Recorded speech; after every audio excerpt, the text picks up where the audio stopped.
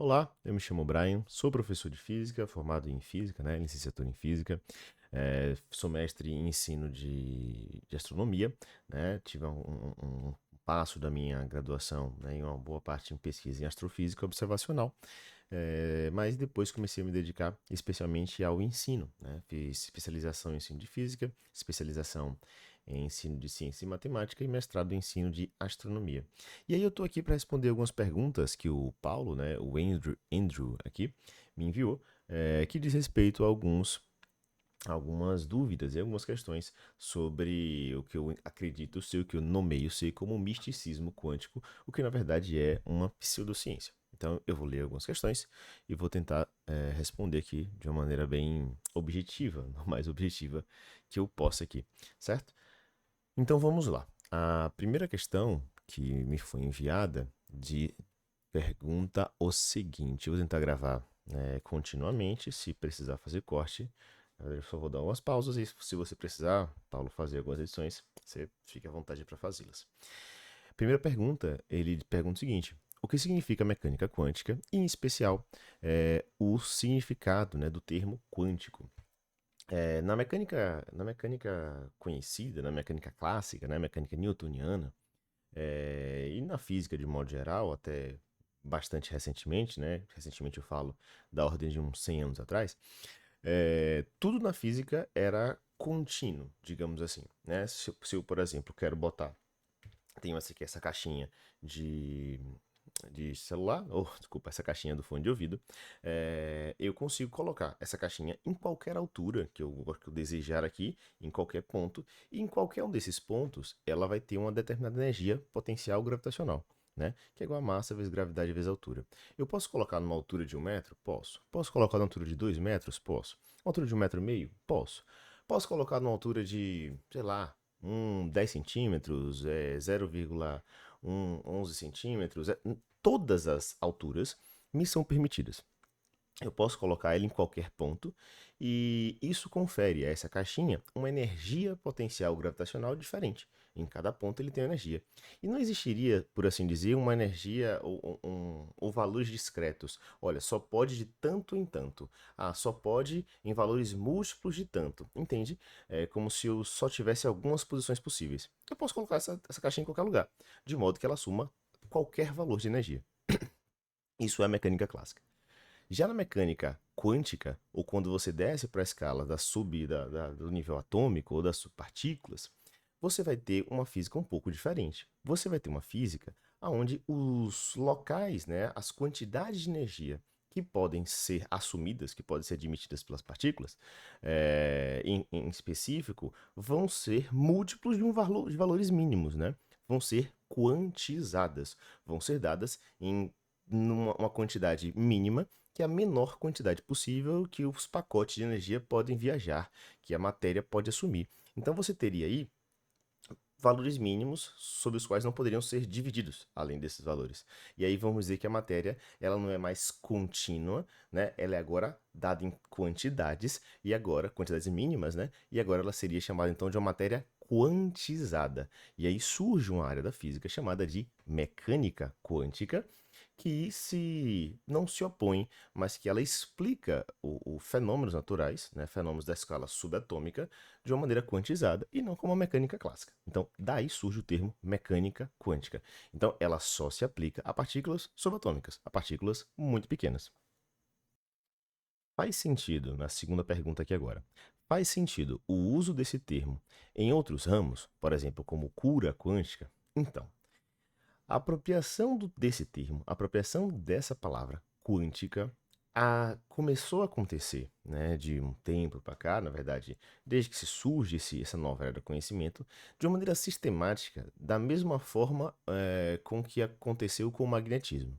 Vocês podem procurar algumas pesquisas, algumas notícias bastante antigas, inclusive com radioatividade também, que fundamentam isso, que assim que essas áreas da física, essas áreas da ciência são descobertas, em que grande parte da população não tem acesso a esse tipo de conhecimento, eles não fazem ideia de como isso funciona, isso ainda acaba fechado muito na academia, entre os físicos, e vamos concordar que, com uma formação de física, né, as pessoas que conseguem se formar em física, que terminam a graduação em física, que têm mais acesso, mais contato com essas disciplinas, são bastante escassos, para justamente ajudar a orientar a população, né, fazer divulgação científica e tudo mais, esses termos começam a ser utilizados, tanto magnetismo quanto elementos de radioatividade, historicamente são utilizados por pessoas que buscam, né, que procuram uma oportunidade para usar esses termos para dar um respaldo às suas falas, para utilizar esses termos, que são termos científicos,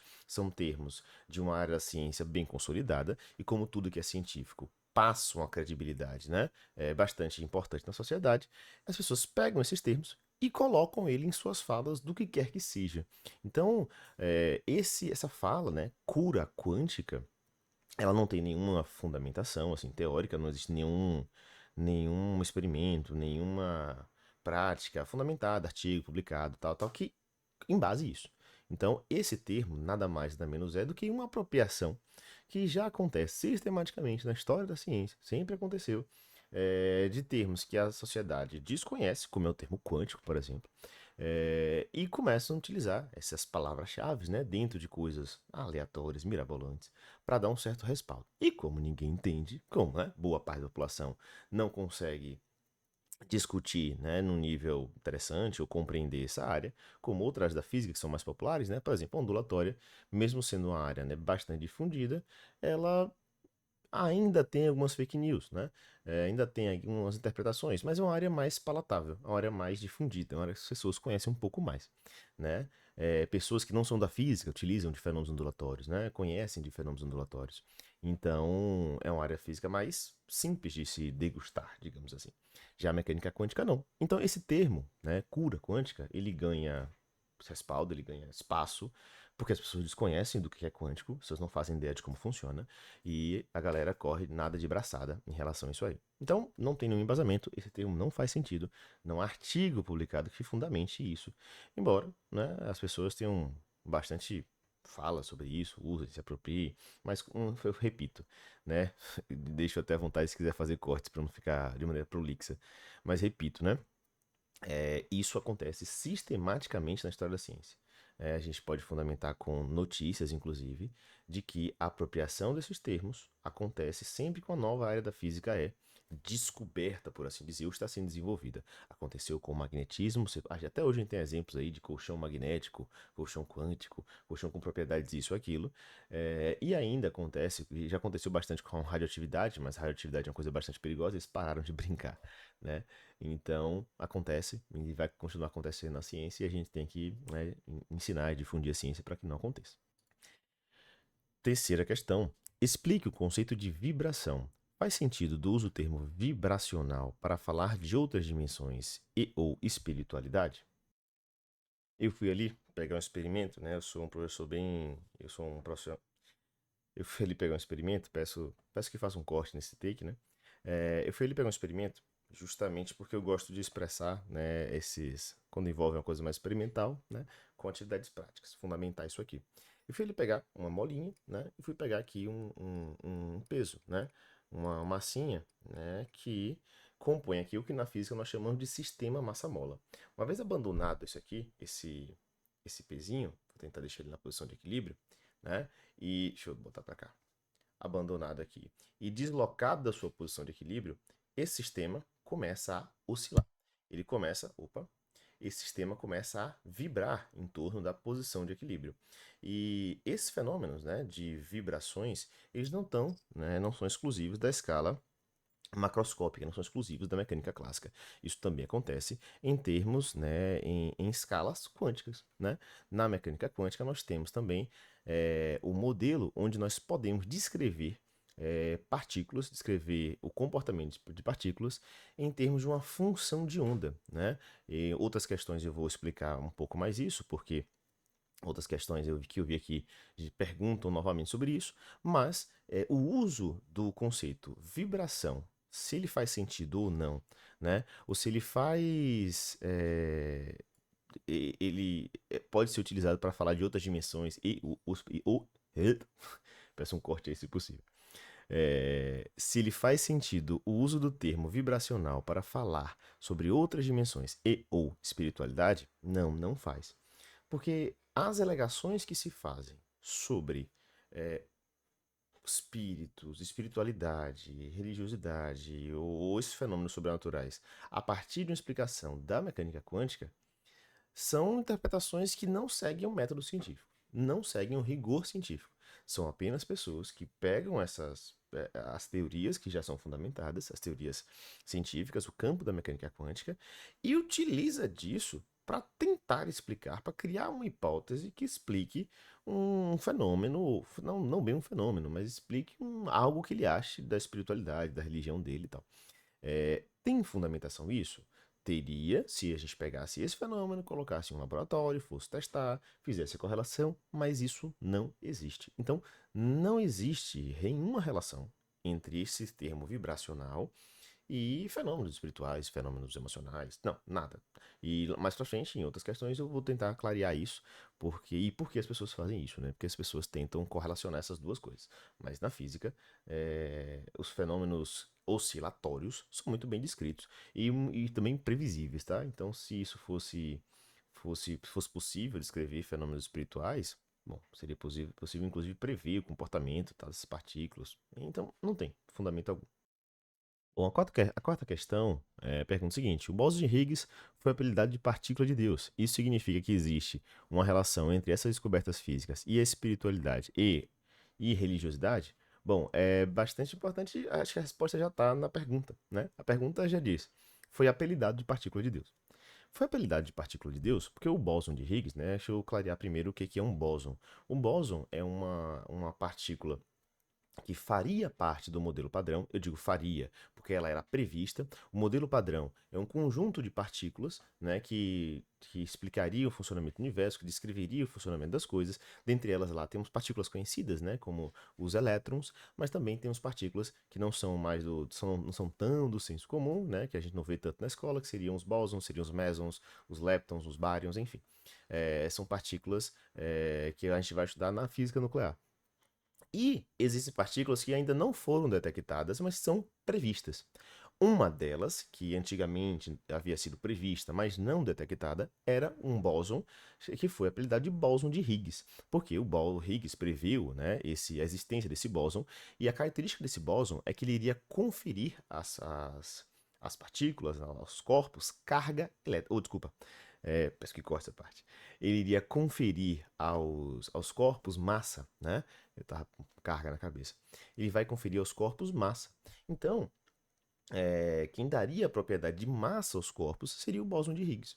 E por esse motivo, como boa parte do universo, né, ou quase tudo tem massa, o bóson de Higgs seria uma partícula onipresente, né? Seria uma partícula presente no universo em todo. E aí é feita uma jogada de marketing, onde vão chamar essa partícula de uma partícula de Deus. Né? A partícula de Deus, que seria uma partícula onipresente, né? Estaria em tudo.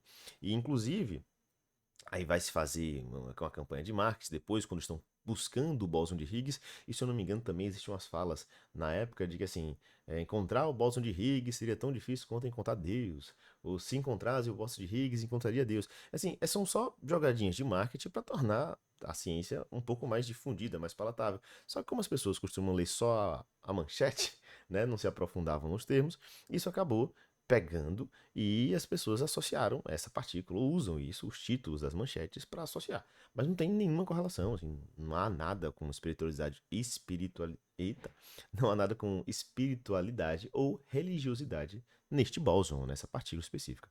A gente tem inclusive outros bósons e eles não têm propriedade nenhuma associada à espiritualidade.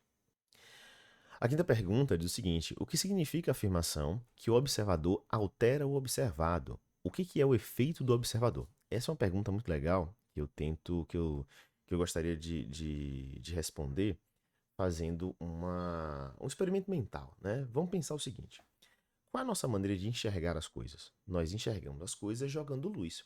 Tudo que nós estamos vendo aqui agora, nós estamos vendo ou porque essa coisa emite luz, ou porque a luz, né, que está, por exemplo, me iluminando aqui, joga, né, o softbox que me ilumina aqui agora, jogam fótons em mim, né, partículas. Essas partículas batem no meu rosto, elas colidem aqui e são refletidas, e a câmera consegue receber, detectar esses fótons e fazer, né, o mapeamento aqui, e vocês me veem. Você também vê as coisas no seu redor justamente por conta disso, né? As partículas batem, né, no corpo, são refletidas e chegam até você. Se essas partículas não chegassem, você não veria. Massa. Vamos tentar fazer uma analogia, então,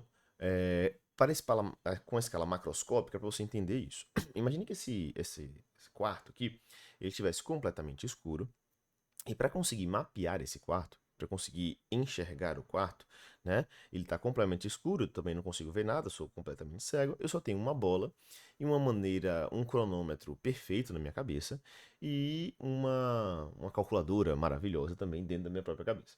E eu consigo calcular, mesmo sem enxergar nada, a distância das paredes e mapear tudo isso aqui ao meu redor.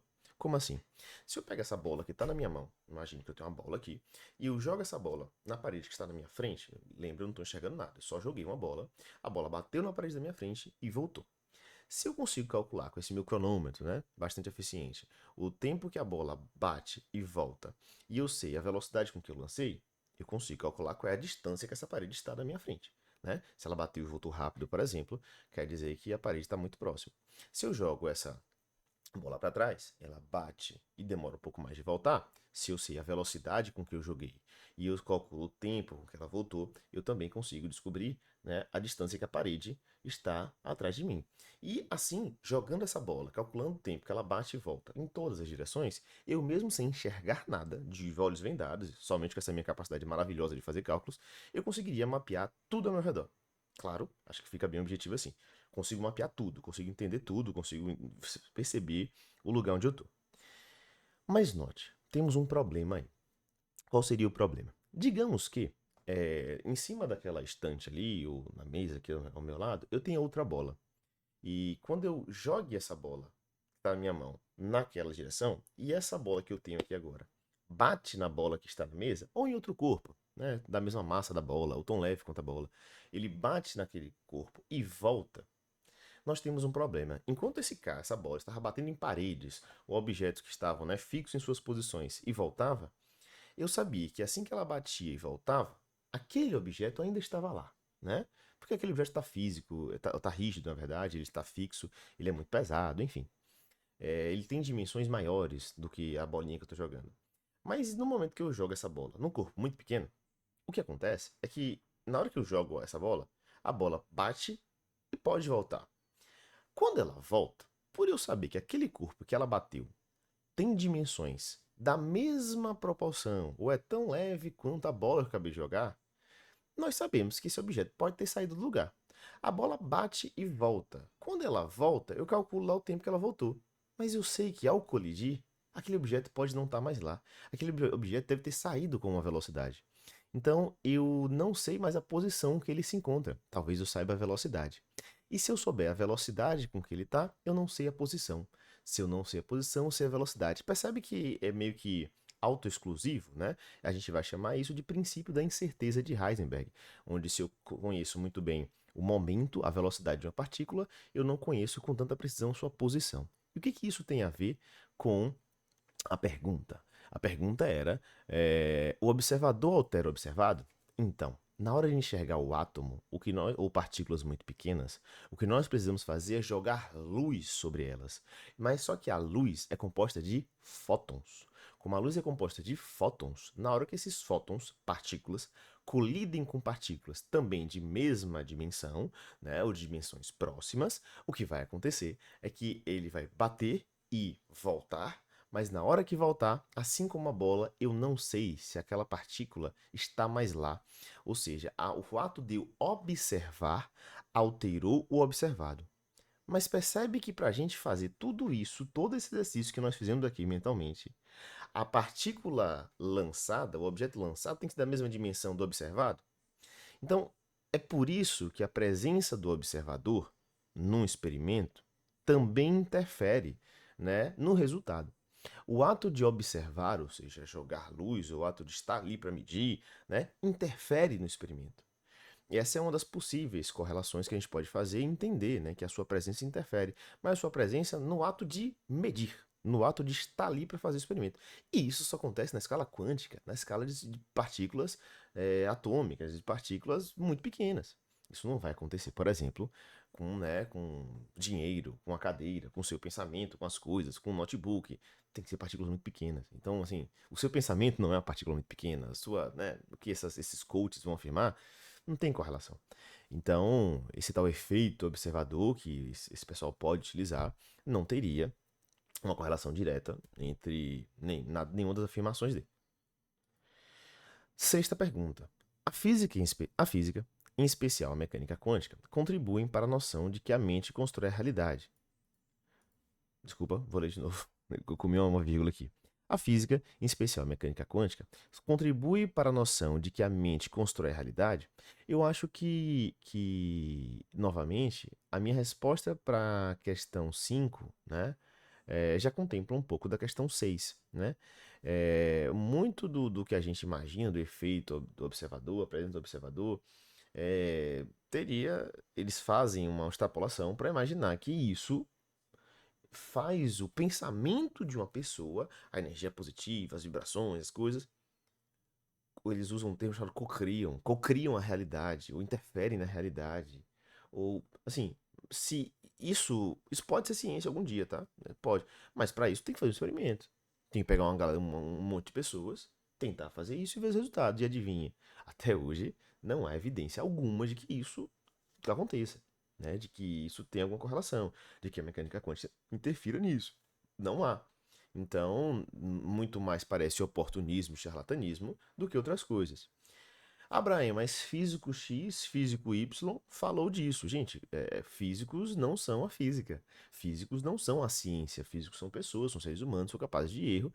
E, é, o que ele fala deve ser avaliado por pares, por outros cientistas, por outras pessoas também aptas. E adivinha, quando essas ideias são colocadas na comunidade científica, isso não se traduz em realidade. Os experimentos que nós fazemos não batem com isso, né? A gente pode ser levado a pensar, né, com alguns argumentos que eles usam de, na verdade eu tive uma grande descoberta aqui, todo mundo está discordando de mim, mas eu estou certo, né? Na verdade está todo mundo errado e eu acabei de ter uma grande descoberta, mas eles me perseguem, né? Por esse motivo. O nome disso é Síndrome de Galileu, né? Que assim como Galileu dizia que a Terra não era o centro do universo, né? A Terra estaria orbitando o Sol, mas foi perseguido por isso. E essa galera acha que eles seriam, né, os grandes descobridores, os grandes galileus da modernidade. Enfim, é uma maluquice, uma pira que não vale a pena entrar, né? Não vale cair nessa e achar que por eles falarem isso, né, por estar sendo marginalizados na ciência, que eles estão certos por isso. Não tem embasamento nenhum. A gente tem que observar os fatos, observar os resultados. E resultados não existem para essas afirmações. Vamos para a sétima pergunta. A física moderna contribuiu para a comprovação de espíritos e entidades similares? Eu acho que também já estamos caminhando bastante na direção de responder essa mesma questão. A física moderna, a mecânica quântica, tudo que nós temos hoje não não tem nenhuma correlação com a espiritualidade, ou não prevê, ou não explica, ou não espíritos, ou qualquer existência sobrenatural. Eu não sei se essa pergunta foi criada, foi colocada aqui pelo pessoal do Espiritismo fazer uso de argumentos como esse, mas é muito comum que algumas religiões tentem se posicionar como uma religião crítica, uma religião mais racional, uma religião que se baseia em fatos, mas vamos lembrar que o conhecimento teológico, o conhecimento religioso não precisa disso para existir. Ele não necessariamente está fundamentado em fatos, em observações, né? Isso é a ciência que faz. E quando uma religião ou um conhecimento teológico tenta fazer isto para fundamentar suas afirmações, tenta se embasar em ciência para dizer o que ele tem para dizer, isso na verdade diz muito mais sobre ele do que sobre a ciência. Diz muito mais sobre as fragilidades desse conhecimento religioso ou dessas, né, ideias religiosas do que a própria ciência.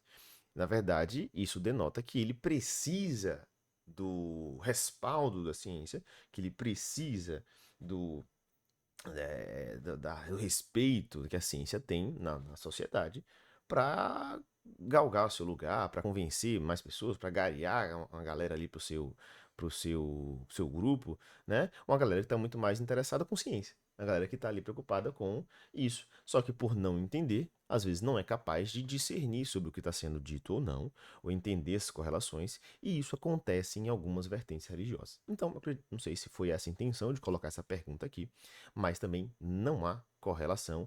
E fuja, tenha medo de religiões que precisam, né, fazer essas afirmações, que precisam estar sempre se fundamentando em argumentos científicos, né? A religião é válida, a religião faz bem para algumas pessoas que precisam dela, né, que usam ela para a sua vida, para a qual esse pensamento faz bem, só que ela não deveria precisar de elementos científicos para existir, né, para se fundamentar.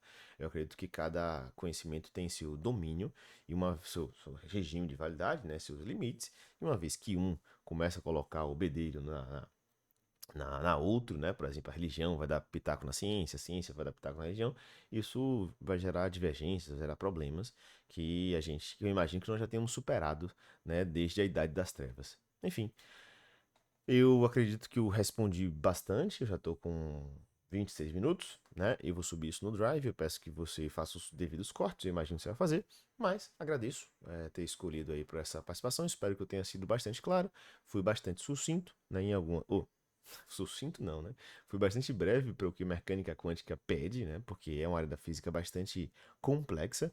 Até nós mesmos que nos formamos em física, muitas vezes não temos a propriedade em algumas áreas da mecânica quântica, porque a gente faz uma ou duas disciplinas de mecânica quântica na universidade.